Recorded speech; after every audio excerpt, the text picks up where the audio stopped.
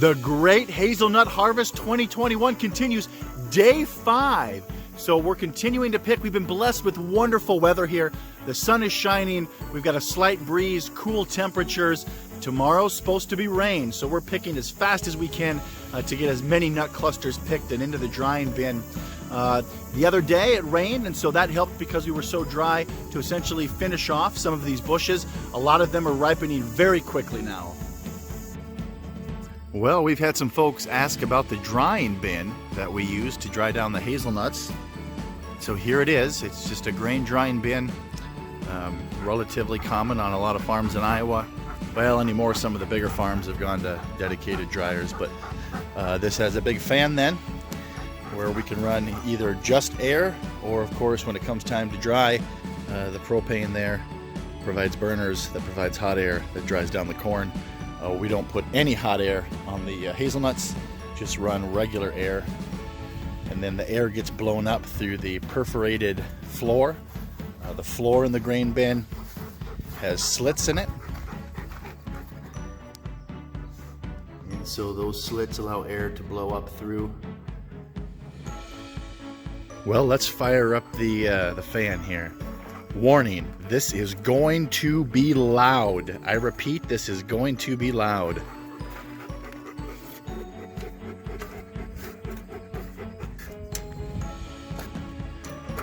Okay, struck out on that one.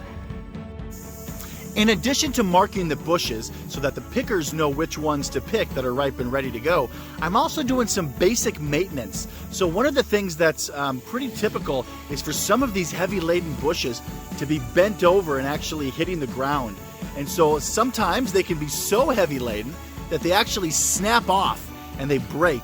And so we'll get in there with the pruners and be sure we prune them right down to the base.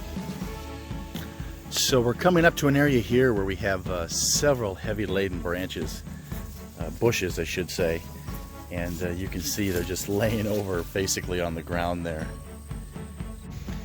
Another great example of these heavy laden bushes. Look at all those nut clusters. And there's a branch that's laying on the ground there, and if we follow it back all the way to the base hazelnut bush, we can see, sure enough, that's actually been damaged and needs to be pruned out of there. So we're going to clip that right down to the ground and get that entirely removed. Another task that I'm doing in the orchard is I'm looking at shrubs or bushes that aren't necessarily the best. What do I mean by that?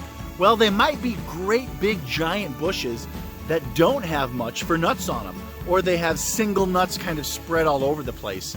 And so those, after several years of monitoring, just aren't going to be productive bushes for us. So we want to get them out of there. So one of the other things I'm doing is marking those bushes that'll need to be culled or cut out of the orchard. It's the good, the bad, and the ugly here at Nut Haven.